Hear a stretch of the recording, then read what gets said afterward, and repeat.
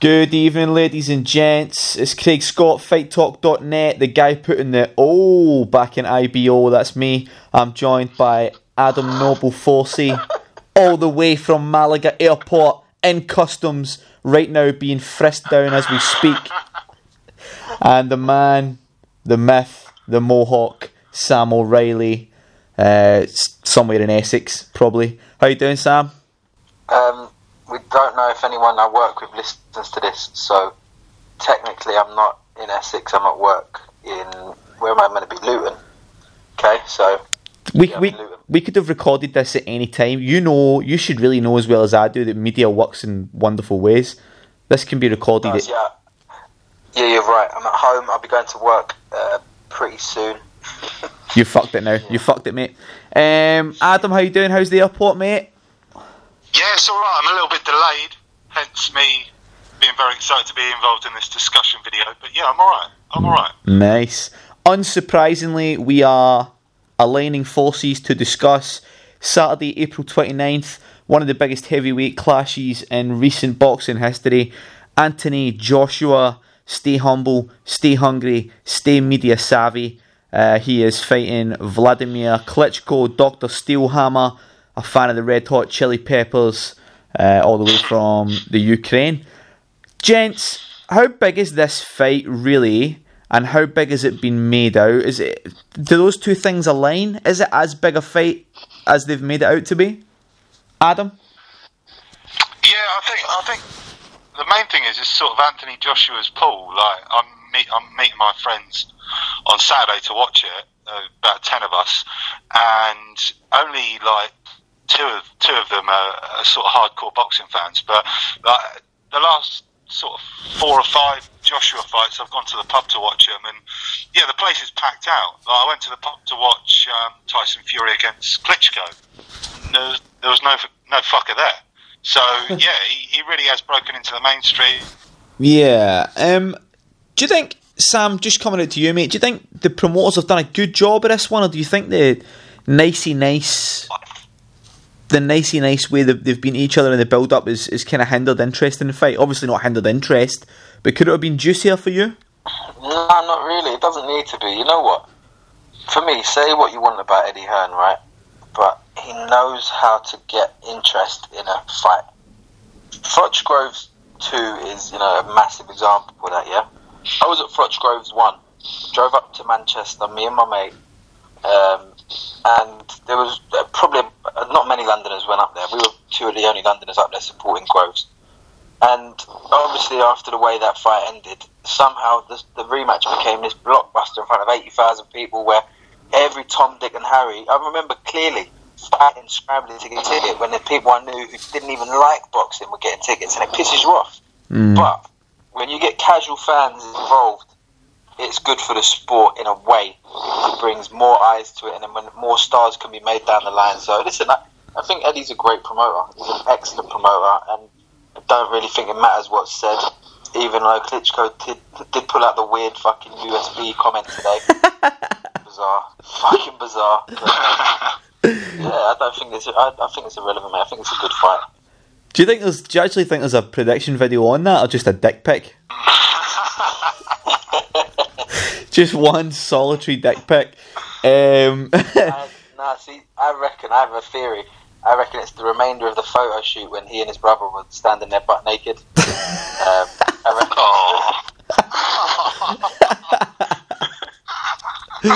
Oh man. Yeah. That's an interesting thought. Adam, let me jump out to you, mate. How do you see the early part of the fight playing out? Because a lot of people are saying, well, a lot of kind of people are on the fence about who's going to win or how it's going to go. Do you see it being explosive early on, or do you think it'll be a bit of a chess match? No, I think it's going to kick off straight away. I think there might be one round where they might kind of suss each other out, but it's going to be nothing like the Tyson Fury fight. Like Joshua's training, it's all about power and sort of taking advantage of your opponent early on. But that'll probably bring out a more explosive side in Klitschko. You remember when he fought Pulev? That's probably the most exciting fight he's been in for many years. So yeah, I think it is going to kick off quick. I think I do think Joshua will be a little bit too strong for him. But yeah, I see Joshua getting hurt in this fight. Yeah, I could see that. Happening. I was obviously at the open workouts last night, and I know I spoke to both of you boys about it and said, you know, Klitschko's looking sharp.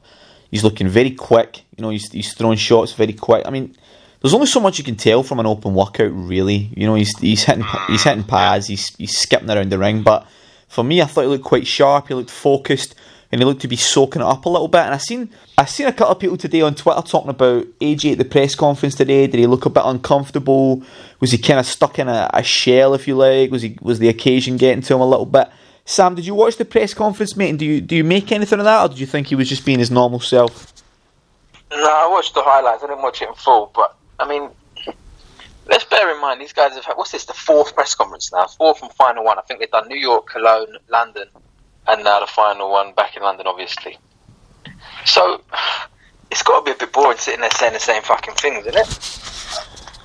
Especially when there's no spite. It's not like he wants to get. It's not like he's been thinking what he's going to throw at him and what he's going to say to him, and he's got a duck for a table. You know what I mean? This ain't that kind of fight. So yes, it's a mega fight. The promotion comes with it, and it's just another tick in the box. Final press conference done, workout done tomorrow, the weigh-ins, and then the fight. I don't think you can read much into it personally. And did you see any of the workouts last night yourself, Sam? Did you see Joshua, Klitschko? What did you make of it? I mean, apart from you blowing up my phone saying, "Oh, Vlad looks great." Oh. Listen, I expected him to look great because it's the worst performance in a decade from him the last time out. Do you know what I mean? Against Fury, he looked gun shy, he looked shot, and he looked shit. Having said that, the man dominated the division for 10 years and he's better than that performance, and I don't think we're going to see anything like that from him. But the workout itself, I don't take a lot. I don't really pay attention to the workouts. I really don't. What's the situation in Wembley? Is it going to be open air, or did he close it over at night? I think it's open air. I'm pretty sure it is. It is. God, I should probably wear a jumper then, eh? If it pisses down, they change the route of the ring walk. Oh, okay. Yeah, they had that on the Road to Klitschko, the BBC documentary, yeah. Ah. Yeah, because I seen him. You still ain't watched that, I take it? No. I've watched the two Sky ones. I watched the Sky one on Klitschko and the Sky one on Joshua, which I thought were pretty decent. The Klitschko one he was talking about when he fought Hay in the open air stadium, and he had to tie plastic bags around his feet because it was raining. So I heard them talking about that. Can I just jump out to you? While you touch on that, Craig, there's another point to that. David Hay. Do you remember when he fought Klitschko, in the pouring rain and stuff? He then went and fought Chisora in Upton Park a couple of years later, and he didn't wear boxing boots. He wore like I think they were workouts or they were running shoes or something like that because of it. You get moisture in the air and stuff. I wonder if that's coming to AJ's thinking, or I don't know. I'm just thinking out loud, but yeah, that's a good point. You know what I mean? You don't know, do you? I wanted to come out to you, Adam, because I know you spoke to Jonathan Banks, Klitschko's trainer, on a number of occasions. Do you think, since obviously the passing of the legendary Emmanuel Stewart, do you think Klitschko's a different kind of fighter since Stewart passed away? Do you see a difference in the way he approaches fights, or do you think he's following the same path?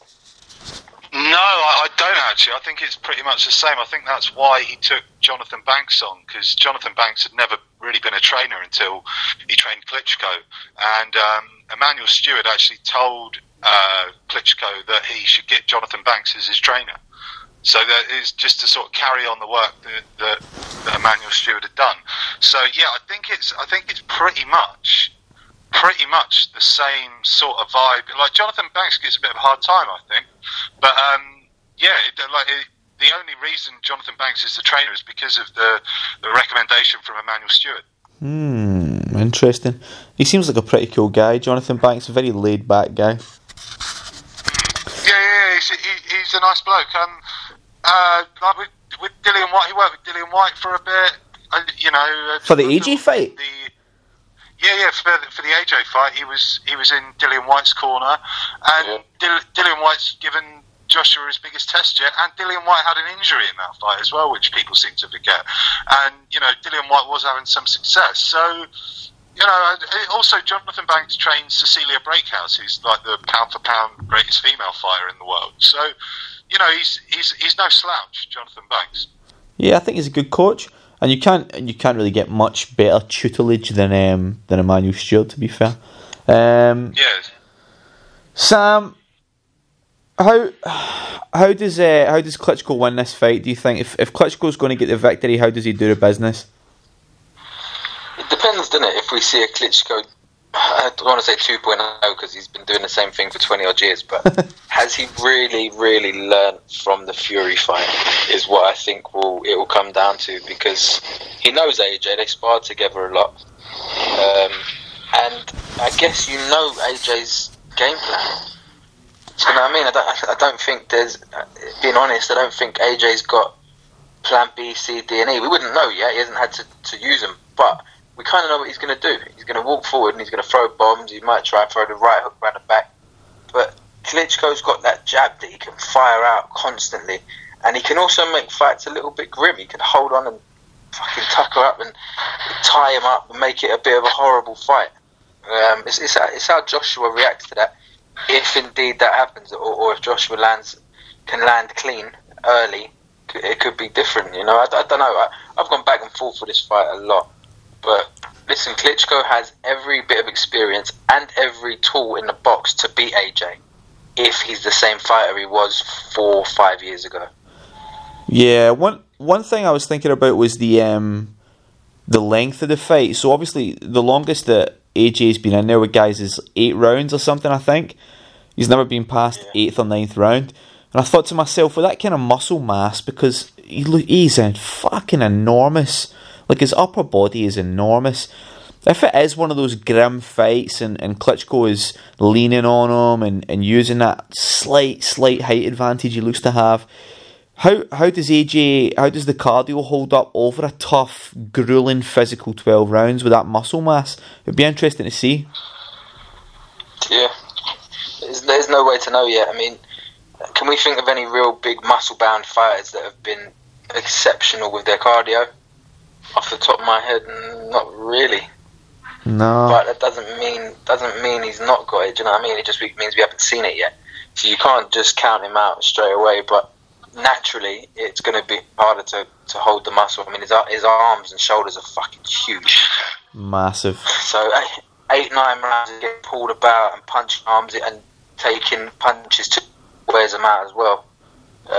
It'll be interesting to see, but Klitschko's got the same problem. He's a fucking unit as well, isn't he? But we've seen him do it before. What I mean? We've seen him do it before, time and time again. That's the difference on it. Yeah, definitely. Adam, let me just ask you quickly, mate. Tyson Fury, Klitschko, when he fought Tyson Fury, does that necessarily? A lot of people put a lot of faith in the fact that Tyson Fury, that Klitschko was shit and he was shot and he was gun shy, like we've all spoke about. Was it just that Tyson Fury was just extremely awkward and had a tremendous game plan? Yeah, I think tactically it was spot on. I don't think Tyson Fury gets the credit for what he did in that fight. Klitschko was just like redundant in what he's usually been able to do. Every time he wanted to sort of throw a big shot, Tyson Fury was always out of the way. Tyson Fury's head movement, everything. He just couldn't deal with it. He had no answer for what Tyson Fury had. Obviously, this fight's going to be completely different. But yeah, I do keep changing my mind on the fight. To be honest, like 1 minute I'm thinking, "Oh, could Klitschko do him?" But no, I do think it is heavyweight boxing. But yeah, I think Klitschko's over. To be honest, I think this is great matchmaking by Eddie Hearn, because this is the perfect time to fight a world name like Klitschko. Yeah. Yeah, no, I'm with Adam. Do you know that, Craig? Because the thing that got me, not only was Fury's game plan excellent, and it did, like Adam said, it threw him off and he looked shot, and Fury was amazing. Let's get that right. But when someone like, I don't know, David Haye was getting bashed up by Bellew once his leg had gone, he was throwing ridiculously wild haymakers that were going nowhere near him. But Klitschko didn't even try that. His head just seemed to go down, and he thought, it looked to me after around 7 or 8 rounds against Fury, his head went down and he thought, shit, I ain't got it anymore. It ain't there. So whether or not that was just one fight or whether that was him realising his body is caught up from 66 pro fights, 67 at the time, I don't know. But I think it's a great bit of matchmaking by Eddie, you're right. I don't know. I think for me, the thing I took from the Klitschko Fury fight, I don't disagree with you, Sam. I think after 6 or 7 rounds, his head did go down and he seemed to kind of jack it in a little bit. But for me, it didn't immediately say to me that he realised he didn't have it in the tank anymore. For me, it was more of a no mass type situation with Duran and Leonard, where this guy's been clowning him, turning up in fucking Batman suits, doing all this mad shit, and then he's going out there and he's trying his best in front of his home fans in Germany, where he's supposed to get whatever decision he wants, and he just can't land a glove on a guy, man. And I think he was just disheartened by Fury's physical attributes, Fury's mental destruction of him on the night and in the build-up. And I think it was just, when he was fighting Fury, I think the first 6-7 rounds, he was just kind of like, fuck this guy, man. I can't do it. And I've been waiting. Also, in the lead up to the fight, he tried putting the extra sponge in on the ring. Team Fury weren't having that. Klitschko tried wrapping his hands without someone from Team Fury being in the changing room. Like, they were literally ready to walk away. I don't think Klitschko had ever dealt with that before. So I think that sort of messed with his head a little bit. Like, Klitschko used to have slave contracts for pretty much his last 15 fights. Yeah, so, I forgot that, Adam. That's a good point, you know. I remember that now. The fight's off with like 3 hours before. The gloves ain't right and the padding ain't right. Yeah, you're right. And it didn't sort of bow down, and it was. I think you're right. I think completely mentally, Fury had him by the short and curlies. Maybe that was something to do with it. Maybe you're right. It wasn't. Maybe Craig's right. It's not so much skill, but just fucking mentally, the boy was a bit fucked. Yeah. Well, obviously they'd probably been planning to have that extra padding in the ring. And then, so a little bit of an edge Klitschko had, they took that away, and then they tried the stupid stunt with wrapping their hands without a member of Team Fury being in the changing room, and then, you know, he made himself look a little bit stupid as well. And Klitschko, he's quite proud, isn't he? He's quite a proud guy, so that probably affected him as well. Whereas Tyson Fury doesn't give a shit what anyone thinks about him, so it's. But yeah, you know, that could almost play into Klitschko's favour, because we haven't had any of this sort of nasty sort of needle build-up to the fight. So that could help Klitschko in a way. He may feel calmer in this fight. He may not feel as intimidated. You know, insulted. Yeah, or insulted. Yeah, he gets insulted quite easily, doesn't he, Wladimir? So yeah, it's yeah, I can't wait, to be honest. So I've been this excited about a fight for a long time. It's going to be good. I think it's interesting when you look at all the shit that Klitschko was trying to pull in that Fury fight, and you kind of have to sit back and wonder, how many times did he pull that shit before? When he's fighting a guy like Samuel Peter, or when he's fighting a guy like Tony Thompson, guys that are just grabbing the opportunity with both hands, how many times was he pulling those fly little moves and nobody really clocked on? Every single time. Every time, man. I would say every single time. Yeah. Listen, it was his promotion. There was no undercard. It was literally the Klitschko show. The other geezer would walk in the ring with like no one cared, and then there was a 20-minute production with fucking lights and fire and shit for their entrances. That's kind of the way it was. It was the Klitschko show, and then by the way, we're gonna have a boxing match, but you're not allowed to. You know, you're not allowed to win. You're not allowed to really get involved in the fight at all, and that was kind of accepted. Until Fury went and fucked him up. That's an interesting point, actually. I've got to take my hat off to Anthony Joshua. He doesn't seem to play any of these games. You know, with the amount of money he generates and the sort of powerhouse of Sky Sports and Matchroom, like the judges are completely neutral in this fight. You know, Joshua doesn't seem to play any of those games. He just literally seems to want to get in there and fight. Yeah, that's very true. And I seen on the documentary and stuff, he says, "Listen, man, I'll just fight anybody. I don't really care. There's nobody that I won't fight." And when you look at the protection that governing bodies, sanctioning bodies offer sometimes, with their kind of mishmash top 15s and their mishmash defences, it's good to see that he's not following that protocol. That is, yeah. And even the Dillian White fight, he gave him like a couple of warm-up fights before he fought him. Yeah. Do you know what I mean? Yeah. So, like, you know, there's not a lot of world champions doing that at the moment. So, gents, quickly, just give me... Well, not quickly, actually, take as long as you fucking want. Adam, let me come to you first, mate. Give me a bit of a breakdown and a prediction. How does the fight go, and how does it end?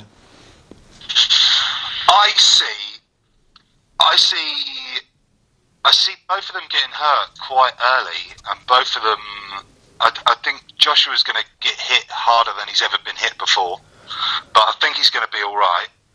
And then I think we could see Wladimir maybe a bit wild in this one, because this is sort of like the last sort of chance for him to sort of really, you know, cement his legacy. You know, he's going to have a great legacy, whatever. But yeah, I think we're going to see a bit of what we haven't seen from Klitschko before. And then, but I do think Joshua's going to be too big, too young, too strong. And I think he's had a good build-up in sort of terms of fights. Like, a lot of people were slagging off the Brazil fight. I think Brazil's a pretty good fighter, to be fair. I think he's a pretty decent heavyweight, and I thought he showed in that fight how he can sort of break a decent boxer down and sort of take him out a little bit later on. But yeah, I'm going sort of.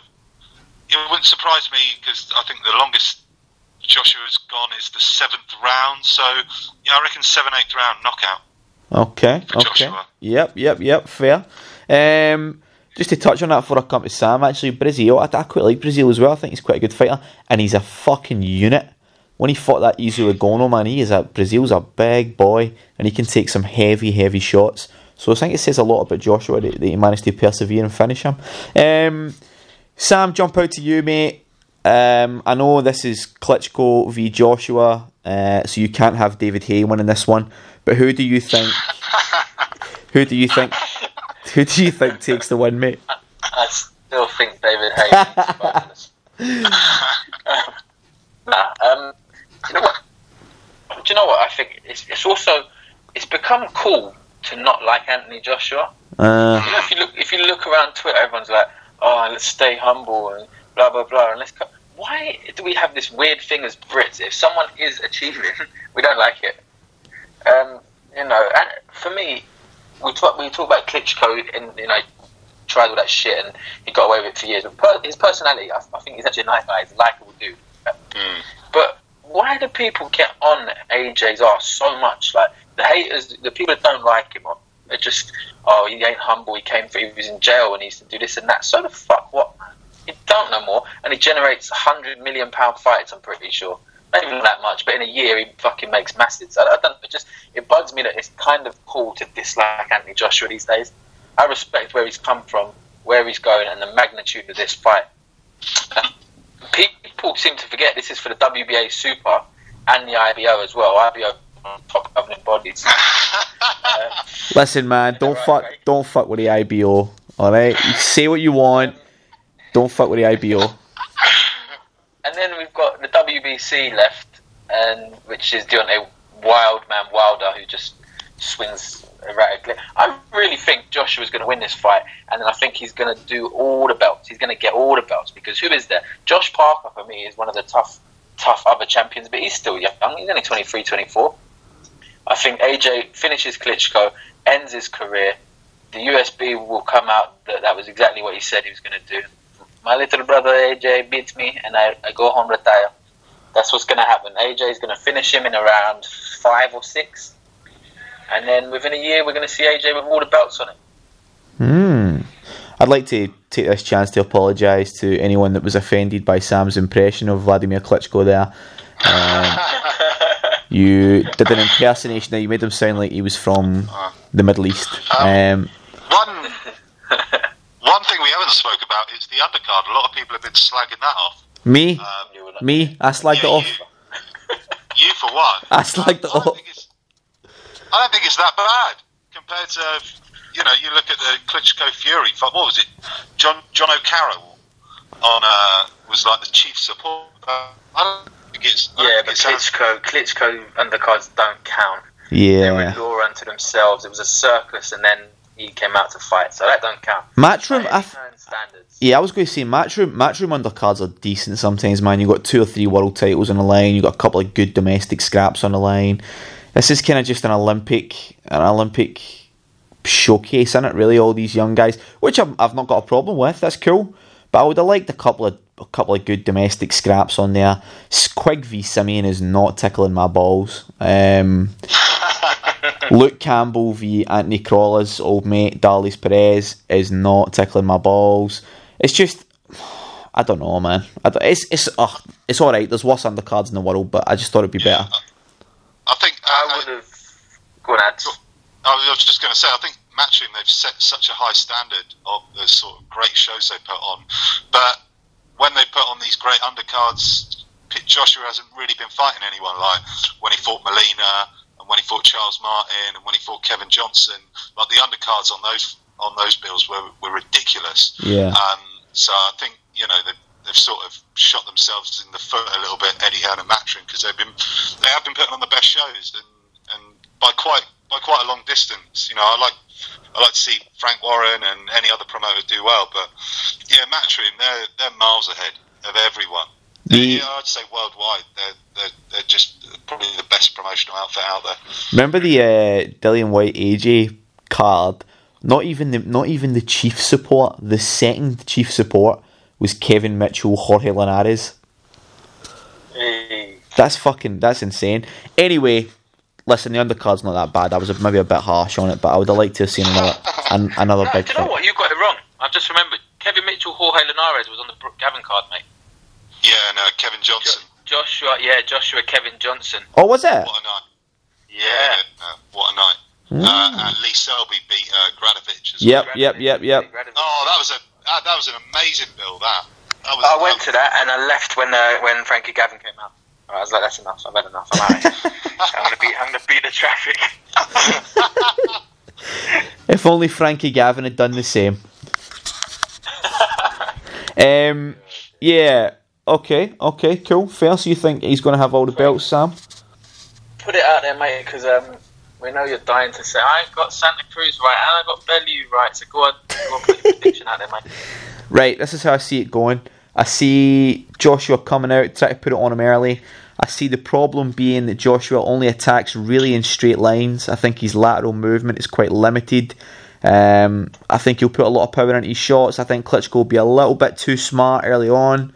I think he'll avoid a lot of shots. He'll clinch. He'll make it ugly. It probably won't be that interesting. Towards 8, 9, 10, Klitschko will start picking him off with some shots. That massive muscle-bound body will start to slow down and tire. And I think Klitschko could maybe win the second half of the fight convincingly enough to take it on points. Ooh. I struggle to see two punchers going 12 rounds. Cause I say punchers. Klitschko is a puncher. People seem to have written off his power, but he can bang, man. He can bang. Yeah, I just think I don't imagine it going 12 rounds personally. I think it will end before that. I just don't think. I think if you look at it logically, for me, what's Klitschko's best chance of winning this fight? His best chance of winning the fight is making it ugly and grinding out using boxing. His best chance isn't to go toe to toe, have a firefight with Joshua. Well, I haven't mentioned David Hay for about 2 minutes, and they were both punchers, and that went 12 rounds, didn't it? So, yep. Yeah, it happens. It's such an unknown, this fight, because we haven't seen Joshua fight anyone of this caliber. Klitschko hasn't fought since he lost to Fury, where he looked really poor. Yeah, it's quite hard. I won't be going to the bookies to put any money on this fight. No. Definitely, I'll keep my money. It is intriguing as a motherfucker. Certainly is. Well, we'll be watching it. I'll be there. You boys will be watching it. Adam's got a projector. I think Sam will be watching it. Obviously. I'm letting the kids stay out late for this one. This is one of those where I think it's whether you like the guys or not. Blah blah blah. It's a piece of history. 90,000, big stadium. And Anthony Joshua's coming out party one way or the other. Whether he wins, he becomes the real deal.